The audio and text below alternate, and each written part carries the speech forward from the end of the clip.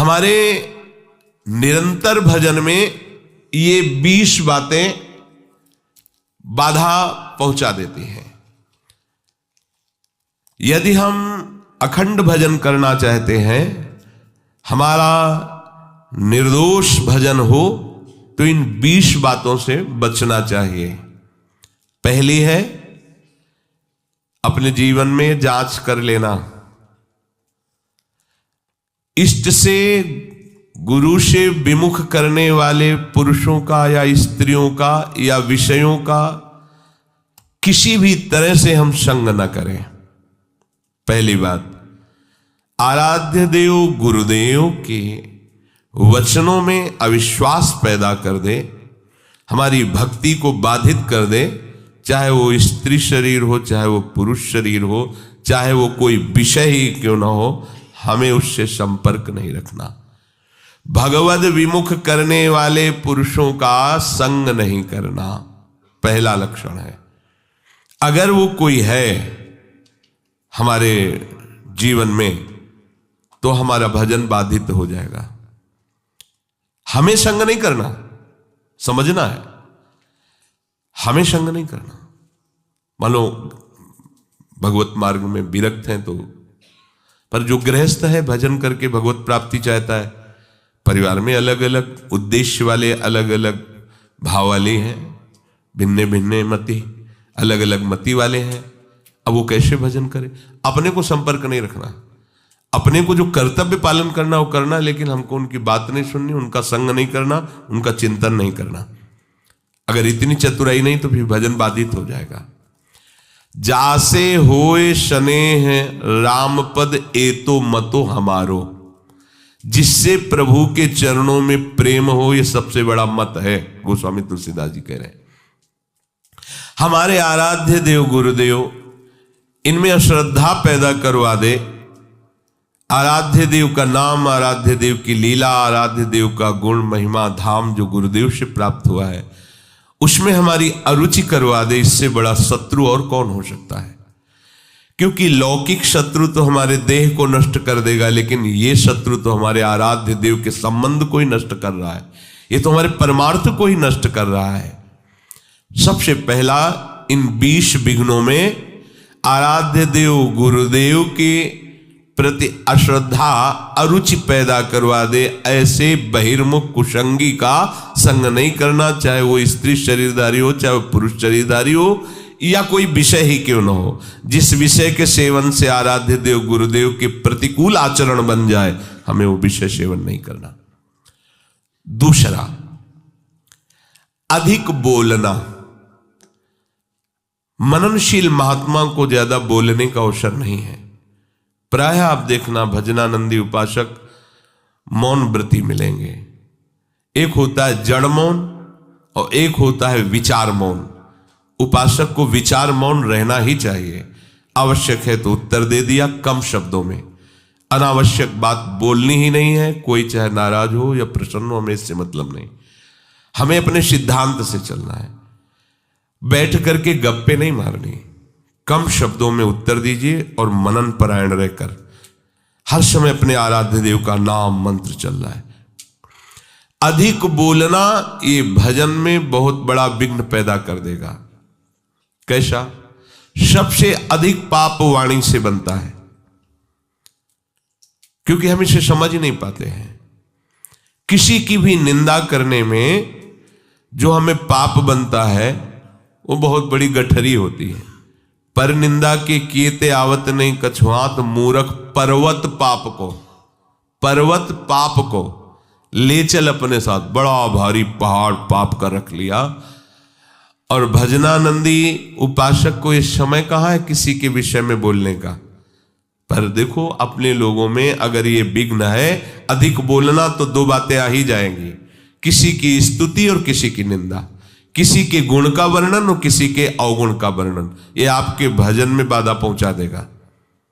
अधिक बोलने से मिथ्या भाषण निकल जाएगा, अधिक बोलने से किसी की निंदा निकल जाएगी, ये आपके लिए हानिकारक होगा। अहितकारी वचन, मिथ्या वचन, निंदा से भरे वचन, ये हमारे जिह्वा में नाम भगवान को प्रकाशित नहीं होने देंगे, मंत्र में रुचि नहीं हो पाएगी। अधिक बोलना। तीसरा है नवीन नवीन भोगों को भोगने की इच्छा रखना।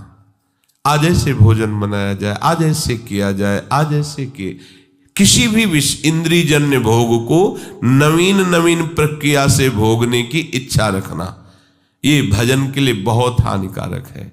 शरीर के प्राण पोषण के लिए ही हमें केवल अन्न जल आदि का आवश्यक ग्रहण करना होगा, जिससे हमारा शरीर भजन मार्ग में सहायता दे। बस अगर इसी जन्म में भगवत प्राप्ति करना है तो आपको चारों तरफ से अपने आप को घेरना होगा। अगर हमारी इंद्रियां, हमारा मन विषय सेवन में ही बना रहा तो भगवदानंद किससे हम अनुभव करेंगे? कैसे हम भगवत चिंतन में तन्मय होंगे? बिना तन्मयता के आराध्य देव की अनुभूति नहीं होती। चौथा, अधिक सोना। जो बहुत नींद लेते हैं तो तमोगुण की अधिकता के कारण भजन नहीं बनता है। आपको आश्चर्य होगा कि ऐसा कैसे हो सकता है। भजन की जब लगन लगती है, 11 बजे रात्रि के शयन करना, 2 बजे उठ जाना, स्नान किया, शौच किया, वृंदावन की परिक्रमा की, ऐसी दिनचर्या, और 2 बजे दिन में माधुकरी मांग के पाना, कोई बाल भोग, ये सब चाय नाश्ता कुछ नहीं, 2 बजे दिन में। आपको लगेगा कि ऐसा कैसे हो सकता है। यही अपने यही वृंदावन, बाहर की बात नहीं है, वृंदावन की हितधाम की छोटी कुटिया की बात बता रहे हैं। बिजली का कनेक्शन कटा हुआ, नहीं चाहिए बिजली। अगर हम विषय सेवन में रुचि रखेंगे तो हमारी रुचि भजन की कैसे बनेगी? और शरीर है, ये जड़ है, इसको जैसे रखो वैसा अभ्यास बन जाएगा। कह रहे काशी में देखा, 2 घाटों के बीच की दरार में एक महात्मा रहते थे, रात्रि के 12-1 के लगभग निकलते थे। जो युगल किशोर ने बताया, हम अवश्य दर्शन करें, हम तो घाट में ही रहते हैं, हम तो यहीं बैठ जाएंगे, देखेंगे। और निकले, एक अंगोछा की लंगोटी लगाए हुए, बस अस्थिमात्र होए रहे शरीरा, गौर वरण तेजोमयी उनकी दृष्टि, गए गंगा जी का स्नान किया। जब साष्टांग दंडवत करके, ये हमारे मतलब एक स्वभाव था कि कुछ भी ऐसा तो उससे बात करना, उनसे कि स्थिति कहाँ है, कैसी इनकी धरा है। तो जब संभाषण के लिए प्रार्थना की तो सुने कि एकदम निरपेक्ष महापुरुष, उनको किसी की अपेक्षा नहीं। पर जब दैन्य होकर प्रणाम मुद्रा में, तो रात्रि का समय एकांत घाट में हम ये कि महाराज जी आप इसमें कैसे रह लेते हैं? बस ऐसे पतली सी एक लंबी दरार थी, उसी में घुस जाते थे और एक पत्थर का टुकड़ा ऐसे रख लेते थे। वो कैसे आप रहते हैं? तो मतलब घाट में तो वैसे ही गर्मी पड़ती है, उनका अभ्यास से ऐसे अंदर रहते हैं। रात्रि में निकलते तो भोजन का, रात्रि में तो भोजन भी नहीं मिलता। तो उनका मारवाड़ी क्षेत्र में सब लोग प्रसाद पाके बाहर बड़े बड़े ड्रम रखे होते हैं, वो तो सुबह ड्रम फेंके जाते हैं, उनमें जो बचा हुआ जूठन है वो बटोर लेते हैं, आके पा लेते हैं, शौच स्नान करके फिर अंदर 24 घंटे में। ये भी भगवत प्राप्ति का स्वरूप है। कैसे अपने अभ्यास योग युक्त है ना, ये जन्म अभ्यास के लिए मिला है। चित्रकूट में रामलीला हो रही थी, नवीन अवस्था थी 16-18 के बीच की स्वामी जी की। तो वो रामलीला में जब देखा कि भगवान राम सुबह राज्याभिषेक होना था और 14 वर्ष का वनवास, बड़ी तन्मयता से देख रहे थे। एकदम हुआ कि जब प्रभु को वनवास हो गया तो फिर मेरा जीवन किस काम का? अब मैं घर नहीं जाऊं। महापुरुषों में एक विचारधारा अलग बनती है, अब तो जीवन किसका। भाग पड़े वहां से रामलीला से, गंगा के किनारा पकड़ा। वो समय काटते हुए ऐसे आगे बढ़ रहे तो स्वामी शंकरानंद जी महाराज बड़े अवधूत स्थिति को प्राप्त महापुरुष थे। अशनी आश्रम, जब गंगा किनारे भ्रमण कर रहे तब जब उनके पास आए तो उन्होंने दृष्टि से देख लिया कि इनकी बहुत ऊंची अवस्था जागृत होने वाली है अध्यात्म की। तो उनका बेटा कैसे तुम्हारा तो ये जो वेश है और ये अवस्था है तो पढ़ने की है, ऐसे कैसे? तो उन्होंने बताया स्वामी जी मैं रामलीला देखकर भगवान का वनवास मैं सहन नहीं कर पाया, अब मैं निश्चय करता हूं कि आजीवन वनवास करूंगा। तो इस निश्चय का स्वरूप क्या होगा? उनका घोर वैराग्य से जीवन व्यतीत करना। तो उनका फिर संन्यास मार्ग ले लो, कहाँ दे दीजिए। नवीन अवस्था में गंगा जी में संन्यास दिया गया। संन्यास का होता है कि दिगंबर कर दिया जाता है, निर्वस्त्र, और गंगा में खड़ा किया जाता है। अब तुम्हारा कौन है? तो गंगा को साक्षी करके बोलता है कोई नहीं, नारायण के सिवा मेरा कोई नहीं। फिर वो संस्कार किए जाते हैं, फिर इसके बहुत से संत उपस्थित रहते हैं, फिर उनको लोक मर्यादा के लिए लंगोटी दी जाती है, और यहां तक केवल वस्त्र ढकने की अनुमति सन्यास को। जब उनको लंगोटी दे, उनका नहीं गुरुदेव, क्योंकि संस्कारी महापुरुष थे। तो कहा लोक, बोले अब लोक व्यवहार रहा कहां प्रभु? तो उनका ठीक है, ऐसा ही सही, चलो। तो कहां? बोले आश्रम। बोले नहीं, जहां हमें आपने संन्यास दिया, आजीवन आपके सामने नियम लेते हैं, यही जीवन व्यतीत करेंगे। तो गंगा का किनारा ही उनका घर था। जैसे गंगा बढ़ती ऊपर चले, जैसे घटती वैसे रेत, बस ऐसे दिगंबर। नवीन अवस्था थी और उनकी स्थिति ऐसी थी कि जटाओं के भार से ऐसे नशे में जैसे उन्मत्त महापुरुष भगवदानंद के, और शरीर की त्वचा एकदम मोटी ऐसे। अब गंगा किनारे मच्छर भी लगते हैं, सब समय समय पे गर्मी, बालू तप्त होती, वो वैसे। क्या हुआ? क्या उनका शरीर नहीं था क्या? निश्चय इतना जोर का कि देह राग मिट गया। तो क्या आप में वो भागवतिक शक्ति नहीं है क्या? पर हम ये कह रहे हैं कि आप आकांक्षा क्यों करो कि हम कोई पहनने को मिले, खाने को मिले, ऐसी रहने की आकांक्षा करो, भगवत तत्व की ज्ञान की आकांक्षा करो, भगवत प्रेम की आकांक्षा करो, प्रियालाल के रूप रसास्वादन की, उनके श्री चरण सेवा की। ये आकांक्षा का विषय है, ये आकांक्षा का विषय थोड़ी है कि हम ये पहन लें, हम ये खा लें, हम ऐसी परिस्थिति में रहें, हमारी ऐसी हाई फाई व्यवस्था हो। हमारी मांग नहीं होनी चाहिए।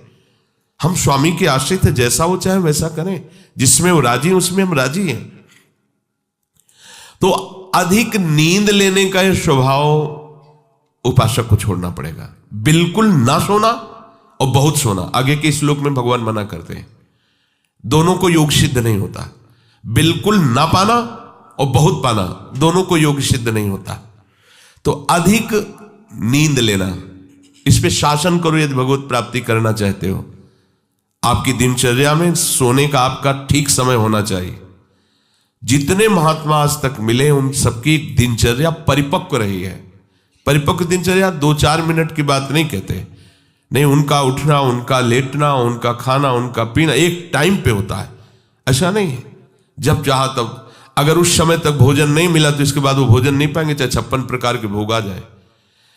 एक महात्मा जिस आश्रम में हम गंगा किनारे रुके थे, उसी आश्रम में आए थे। शाम टाइम वो कुछ नहीं लेते थे, एक टाइम दोपहर में अगर भिक्षा मिल गई तो लेते थे। प्रायः कौन इनके पीछे पड़ता है, खान पान के पीछे। जिसकी लगन लग जाती है प्रभु की प्राप्ति में, ये तो बहुत छोटी बातें हैं। इन महापुरुषों को देखो, वो शाम के जो उस आश्रम में आए जहां हम टिके हुए थे, तो उनको गाय वहां आश्रम में थी, तो संतों को शाम के बयारू कराई जाती थी, एक एक गिलास दूध दिया जाता था।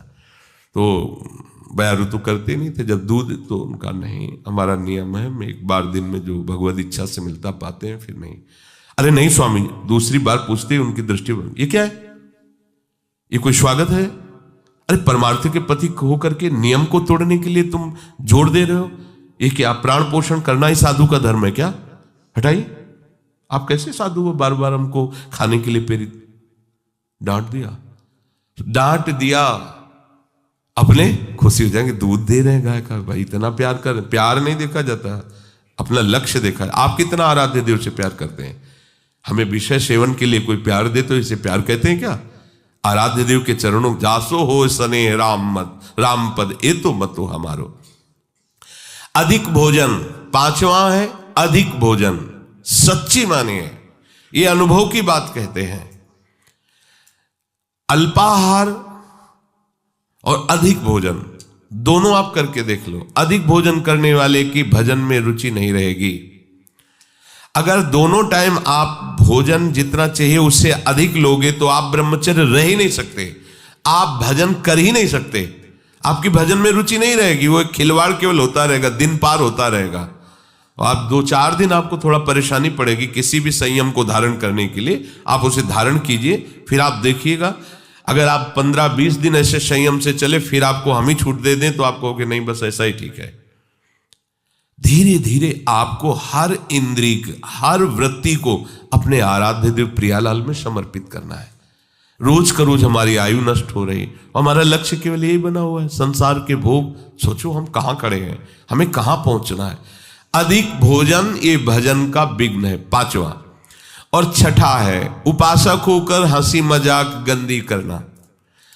उपासक भी हंसते हैं अपने आराध्य देव की, अपने उपासना की, उपासक जन मिलकर वार्ता। ऐसा नहीं कि सांसारिक उनको कॉमेडी उनको सुन के हंसना पड़े, उनको प्रोग्राम देखना पड़े कि हाँ चल रहा है कॉमेडी को हम हंस रहे हैं, ये साधना है क्या?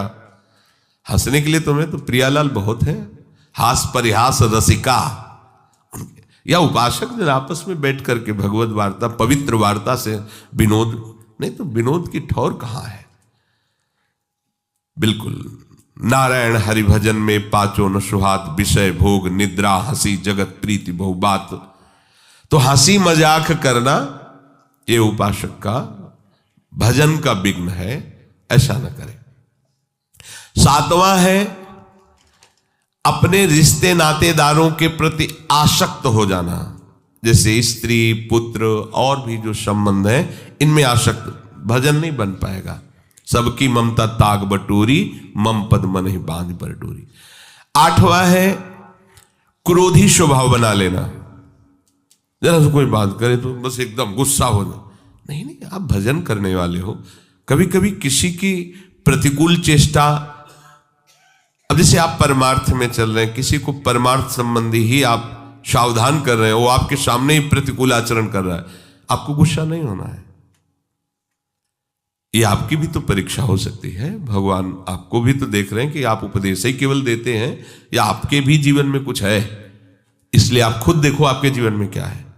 उस समय आप प्रशांत आत्मा विवेक के द्वारा अगर कहीं भी स्फुरण हो रहा है क्रोधा, तो उसे शांत कीजिए। वो क्रोध दूसरे का अहित करेगा कि नहीं करेगा, पर आपका हित हो जाएगा, आपका हृदय पवित्र हो जाएगा, आपके हृदय में जलन पैदा हो जाएगी। क्रोध रूपी विकार भजन को बहुत ज्यादा ढकता है। पूज्य श्रीपाद उड़िया बाबा जी महाराज, 1 महीने में अगर कस के 1 बार गुस्सा आ गई तो 1 महीने का भजन ढक जाएगा, वो भागवतिक तेज प्रकाशित नहीं हो पाएगा। और 12 बार साल में गुस्सा आ गई तो पूरे साल का भजन ढक गया। और यहां दिन में 12 बार आ जाता होगा गुस्सा, ये ऐसा कैसे, ये ऐसा कैसे। गुस्सा नहीं करनी, क्रोध नहीं आने देना अंदर से। 9वां है हिंसा करना। हिंसा वाणी से भी होती है, मन से भी होती है और शरीर से भी होती है। जो भगवत मार्ग का पथिक है सावधान रहता है, शरीर से तो हिंसा मुश्किल ही बनती है। किसी भी जीव को कष्ट देने का स्वभाव होने वाला साधक कैसे हो सकता है? किसी भी जीव को पीड़ा देने वाला कैसे साधक हो? परमार्थ का पथिक वो हो ही नहीं सकता, वो तो नाटकबाजी है। किसी भी जीव को शरीर से पीड़ा कैसे दे सकता है? वो नहीं दे सकता। बड़ी सावधानी रखने की जरूरत है। किसी भी जीव को नहीं, सांप मारो मारो मारो, बिच्छी मारो, कुछ को देखते छिपकली ऐसे भयभीत हो जैसे मगरमच्छ हो छिपकली, हाँ उसको निकाल के मार, ये सब बिल्कुल सावधान।